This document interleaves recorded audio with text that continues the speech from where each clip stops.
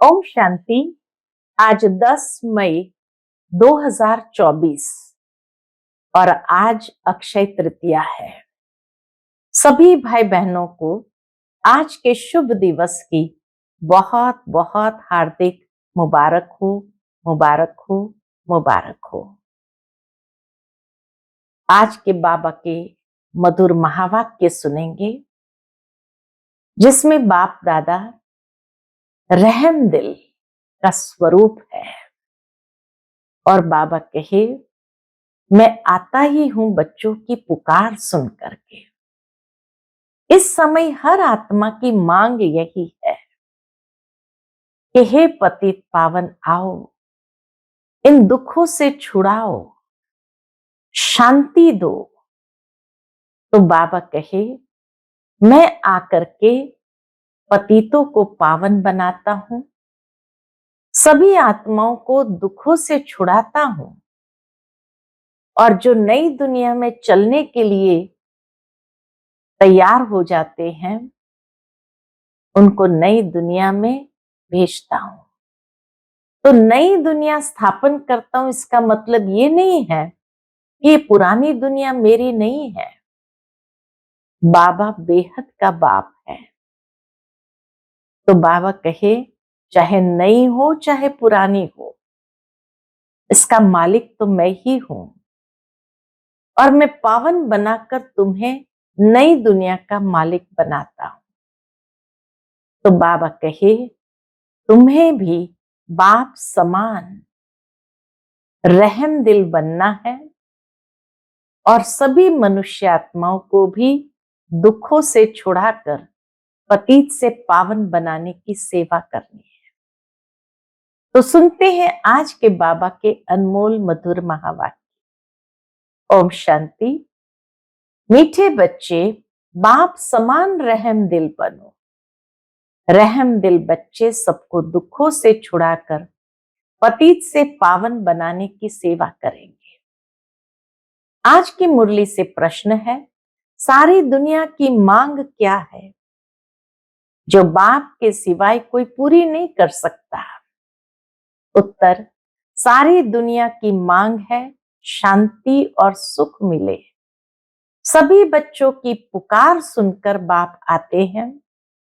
बाबा बेहद का है, इसलिए उसे बहुत फुरना है, चिंता है कि मेरे बच्चे कैसे दुखी से सुखी बने। बाबा कहते, बच्चे, पुरानी दुनिया भी मेरी है, मेरे ही सब बच्चे हैं। मैं आया हूं सबको दुखों से छुड़ाने। मैं सारी दुनिया का मालिक हूं, इसे मुझे ही पतित से पावन बनाना है। ओम शांति। बाप पावन बना रहे हैं बच्चों को। बाबा का कार्य है सबको पावन बनाना, लेकिन उसमें भी विशेष बच्चों को। तो जरूर बाप से प्यार चाहिए। बल भाइयों भाइयों का आपस में प्यार तो ठीक है, एक बाप के सब बच्चे आपस में भाई भाई है, इसलिए प्यार होना ठीक है, परंतु पावन बनाने वाला एक बाप ही है, इसलिए सब बच्चों का लव एक बाप में ही चला जाता है। बाप कहते, बच्चों, मामेकम याद करो।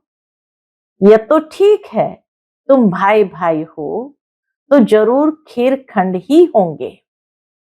बाबा बच्चों को ये भी प्रेरणा दे रहे हैं कि बच्चों को आपस में खीर खंड होकर के रहना है। एक बाप के बच्चे हो, आत्मा में ही इतना प्यार है, जबकि देवताई पद प्राप्त करते हो तो आपस में बहुत ही प्यार होना चाहिए। हम भाई भाई बनते हैं, बाप से वर्षा लेते हैं, बाप आकर सिखलाते हैं। जो समझने वाले होते हैं वो समझते हैं। यह स्कूल व बड़ी यूनिवर्सिटी है, ये बहुत बड़ी स्कूल व यूनिवर्सिटी है।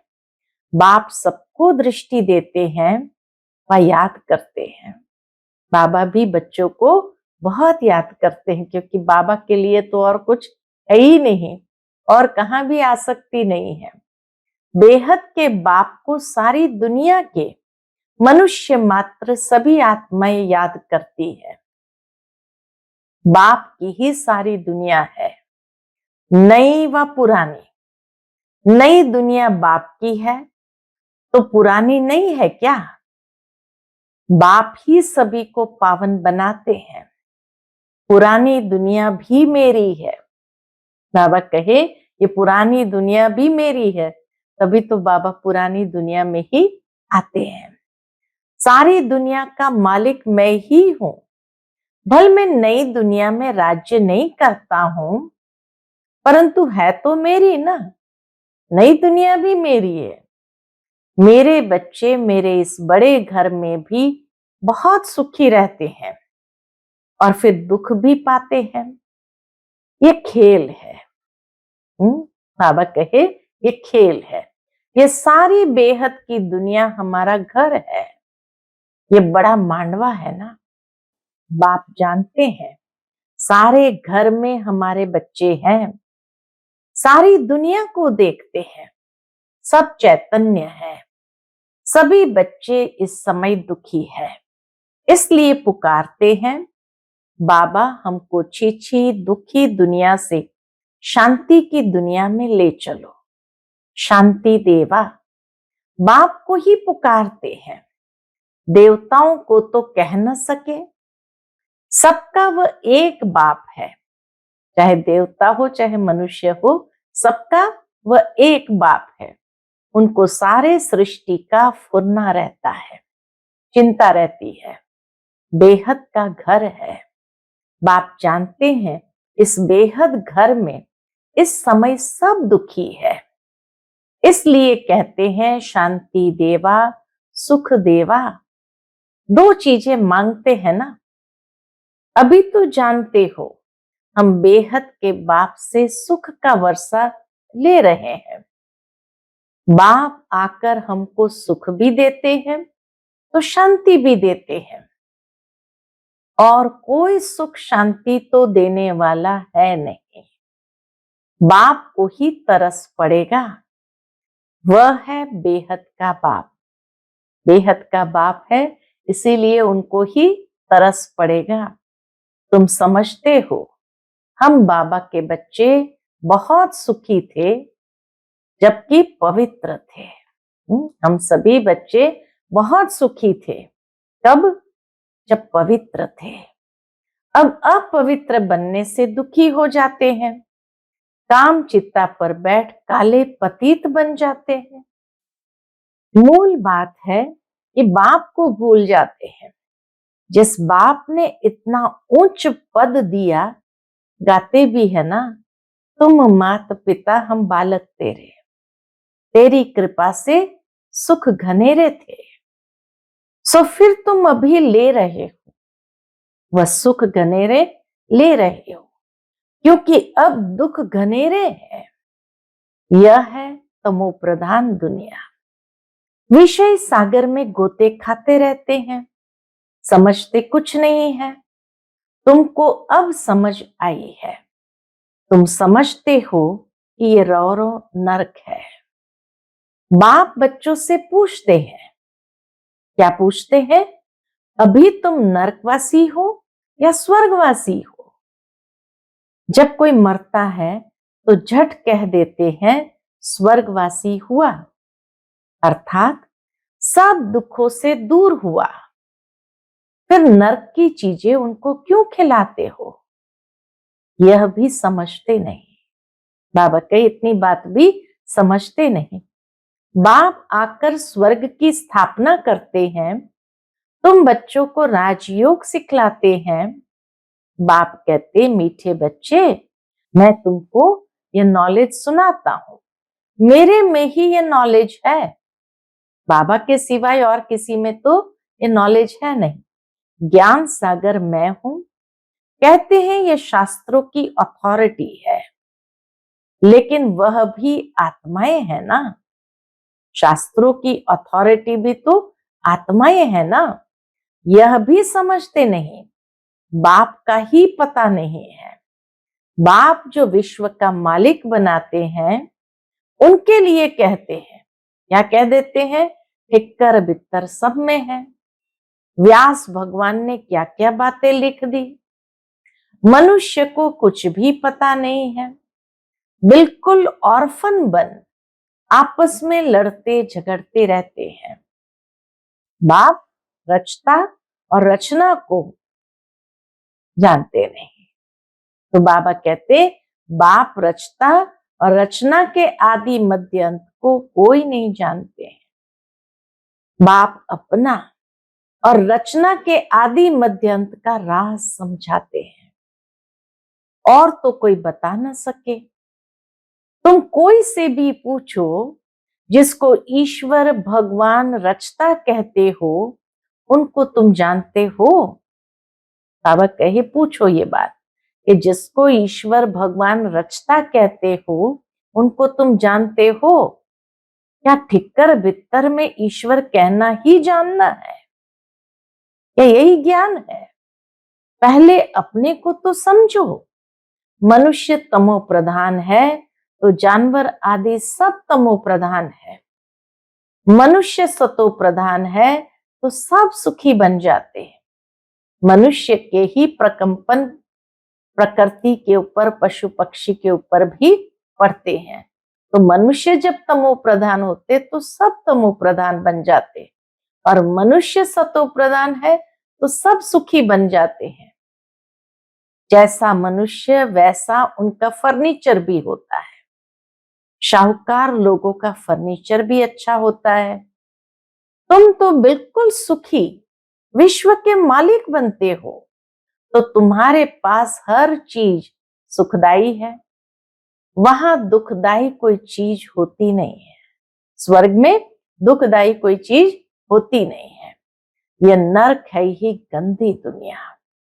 बाप आकर समझाते हैं, भगवान तो एक ही है, वही पतित पावन है। स्वर्ग की स्थापना करते हैं, देवताओं की महिमा भी गाते हैं। सर्वगुण संपन्न, 16 कला संपूर्ण, संपूर्ण निर्विकारी, मर्यादा पुरुषोत्तम। मंदिरों में जाकर देवताओं की उपमा अपनी निंदा करते हैं, क्योंकि सभी भ्रष्टाचारी है। श्रेष्ठाचारी स्वर्गवासी तो ये लक्ष्मी नारायण है, जिनकी सब पूजा करते हैं, सन्यासी भी करते हैं। सतयुग में ऐसे नहीं होता। तुम्हारा सन्यास है बेहद का, देह सहित, देह की सारी पुरानी दुनिया का। बेहद का बाप आकर बेहद का सन्यास कराते हैं। वह है हठ योग, हद का सन्यास। वह धर्म ही दूसरा है। बाप कहते हैं, तुम अपने धर्म को भूल कितने धर्मों में घुस पड़े हो। अपने आदि सनातन देवी देवता धर्म को भूल कितने धर्मों में घुस पड़े हो। अपने भारत का नाम ही हिंदुस्तान रख दिया है, और फिर हिंदू धर्म कह दिया है। वास्तव में हिंदू धर्म तो कोई ने स्थापन ही नहीं किया है। मुख्य धर्म है ही 4, देवी देवता, इस्लामी, बौद्धि और क्रिश्चियन। तुम जानते हो ये सारी दुनिया आइलैंड है, एक टापू है। आइलैंड माना एक टापू। तो तुम जानते हो ये सारी दुनिया आइलैंड है। इसमें रावण का राज्य है। रावण देखा है? जिनको घड़ी घड़ी जलाते हैं, ये सबसे पुराना दुश्मन है। यह भी समझते नहीं कि हम क्यों जलाते हैं। समझ चाहिए ना, ये कौन है, कब से जलाते आए हैं। समझते हैं परंपरा से। अरे उनका भी कोई हिसाब तो चाहिए ना। तुमको कोई जानते ही नहीं। तुम हो ब्रह्मा के बच्चे। तुमसे कोई पूछे तुम किसके बच्चे हो, अरे हम ब्रह्मा कुमार कुमारियां हैं, तो उनके बच्चे ठहरे ना। ब्रह्मा किसका बच्चा? शिव बाबा का।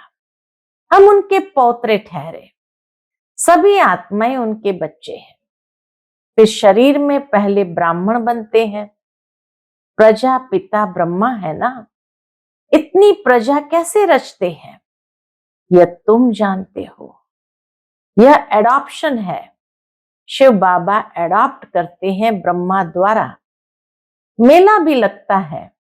वास्तव में मेला वहां लगना चाहिए, कहां, जहां ब्रह्मपुत्र बड़ी नदी सागर में जाकर मिलती है, उस संगम पर मेला लगना चाहिए।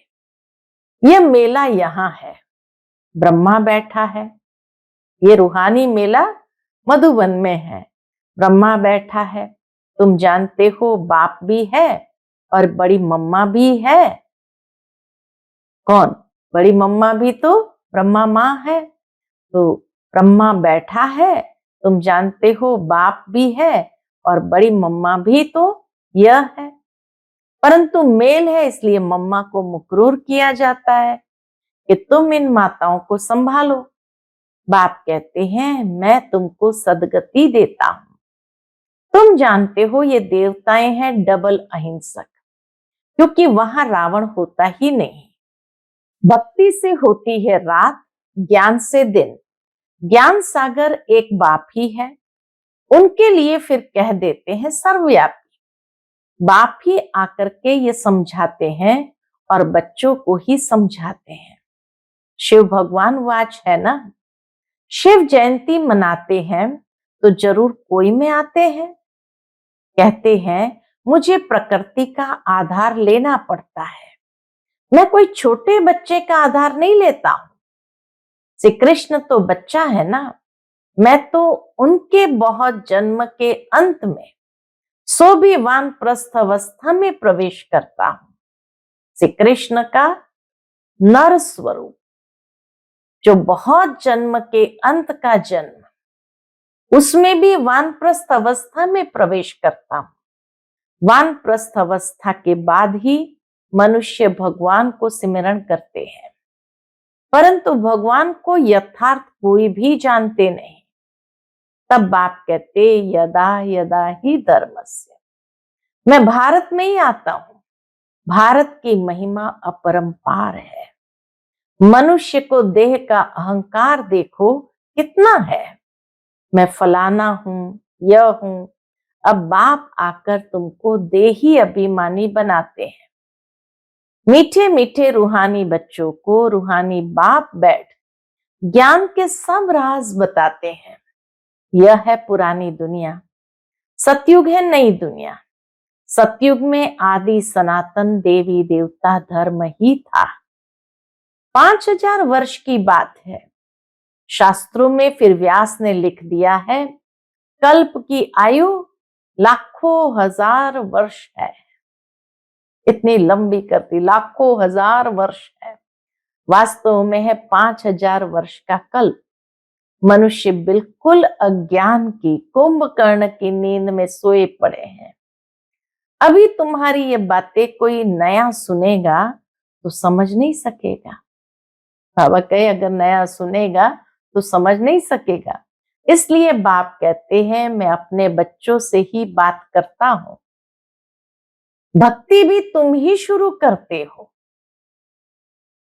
अपने को ही चमाट मारी है, भारतवासियों ने अपने को ही चमाट मारी है। बाप ने तुमको पूज्य बनाया, तुम फिर पुजारी बन जाते हो। ये भी खेल है। कोई कोई मनुष्य नरम दिल होते हैं तो खेल देखकर भी रो पड़ते हैं। बाप तो कहते हैं जिन रोया तिन खोया। सतयुग में रोने की बात नहीं। यहां भी बाप कहते हैं रोना नहीं है, रोते हैं द्वापर कलयुग में। सतयुगी कभी रोते नहीं है। हम सभी कौन है? सतयुगी है। तो इसीलिए बाबा कहे सतयुगी तो कभी रोते नहीं। पिछाड़ी में तो किसको रोने की फुर्सत ही नहीं रहेगी। एक साथ महाविनाश होगा तो रोने की फुर्सत ही नहीं रहेगी। इसके लिए रोवे, इसके लिए रोवे। अचानक मरते रहेंगे, हाय राम भी नहीं कह सकेंगे। विनाश ऐसा होगा जो जरा भी दुख नहीं होगा, क्योंकि हॉस्पिटल आदि तो रहेगी नहीं। इसलिए चीजें ही ऐसी बनाते हैं। तो बाप समझाते हैं, तुम बंदरों की भी मैं सेना लेता हूं। रावण पर जीत पाने के लिए, बंदर माना चंचल, तो जो विकारों के कारण चंचल बुद्धि हो गए हैं, उन्हों की ही सेना भगवान आकर लेते हैं रावण पर जीत पाने के लिए। अब बाप तुमको युक्ति बताते हैं, रावण पर जीत कैसे पानी है। सब सीताओं को रावण की जंजीरों से छुड़ाना है, ये सब समझने की बातें हैं। भगवान वाच, बच्चों को ही बाप कहते हैं, hear no evil, see no evil, talk no evil.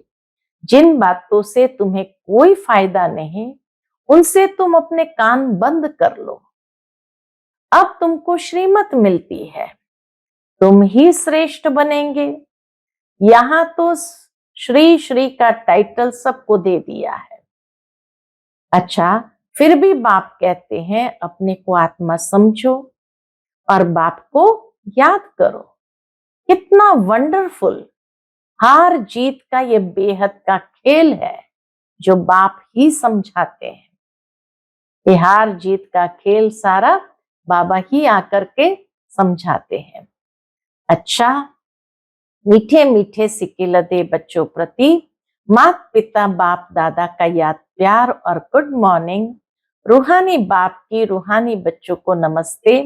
हम सभी रूहानी बच्चों की रूहानी माता पिता बाप दादा को याद प्यार, गुड मॉर्निंग और नमस्ते नमस्ते। शुक्रिया बाबा, शुक्रिया। आज की मुरली से धारणा के लिए मुख्य सार है, पहली पॉइंट, बाप समान रहमदिल बनना है। सबको दुखों से छुड़ाकर पतित से पावन बनाने की सेवा करनी है। पावन बनने के लिए एक बाप से बहुत बहुत लव रखना है, तभी सहज पावन बन जाएंगे। दूसरी पॉइंट, बाप कहते हैं जिन रोया तिन खोया। इसलिए कैसी भी परिस्थिति हो, तुम्हें रोना नहीं है। कुछ भी हो जाए, बाबा कहे तुम बच्चों को कभी रोना नहीं है। आज का बाप दादा का मधुर वरदान हम बच्चों के प्रति है, स्व के राज्य द्वारा अपने साथियों को स्नेही सहयोगी बनाने वाले मास्टर दाता भव। स्व के राज्य द्वारा अपने साथियों को स्नेही सहयोगी बनाने वाले मास्टर दाता भव। राजा अर्थात दाता। दाता को कहना व मांगना नहीं पड़ता। स्वयं हर एक राजाओं को अपने स्नेह की सौगात ऑफर करते हैं। स्वयं हर एक राजाओं को अपने स्नेह की सौगात ऑफर करते हैं। आप भी स्व पर राज्य करने वाले राजा बनो, तो हर एक आपके आगे सहयोग की सौगात ऑफर करेंगे। जिस तरह दुनिया में राजा के सामने नजराना रखा जाता है, तो इसी तरह बाबा कहे आप भी स्व के ऊपर राज्य करने वाले राजा बनो, तो हर एक आपके आगे सहयोग की सौगात ऑफर करेंगे। जिसका स्व पर राज्य है, उसके आगे लौकिक अलौकिक साथी जी हाजिर जी हजूर हाँ जी कहते हुए स्नेही सहयोगी बनते हैं। परिवार में कभी ऑर्डर नहीं चलाना, अपनी कर्मेंद्रिय को ऑर्डर में रखना, तो आपके सर्व साथी आपके स्नेही सहयोगी बन जाएंगे। आज का स्लोगन है, सर्व प्राप्ति के साधन होते भी वृत्ति उपराम रहे, तब कहेंगे वैराग्य वृत्ति। सर्व प्राप्ति के साधन होते भी वृत्ति उपराम रहे, तब कहेंगे वैराग्य वृत्ति। ये नहीं जिसके पास कुछ है ही नहीं और फिर कहे भाई मैं तो बेहद का वैराग्य वृत्ति वाला हूं। नहीं, बाबा कहे जिसके पास सर्व प्राप्ति के साधन है, सुविधाएं हैं, और उसके बावजूद उन साधन सुविधाओं में बुद्धि योग न जाए, उससे जब वृत्ति उपराम रहे, तब कहेंगे कि हाँ, बेहद की वैराग्य वृत्ति है। अच्छा, ओम शांति।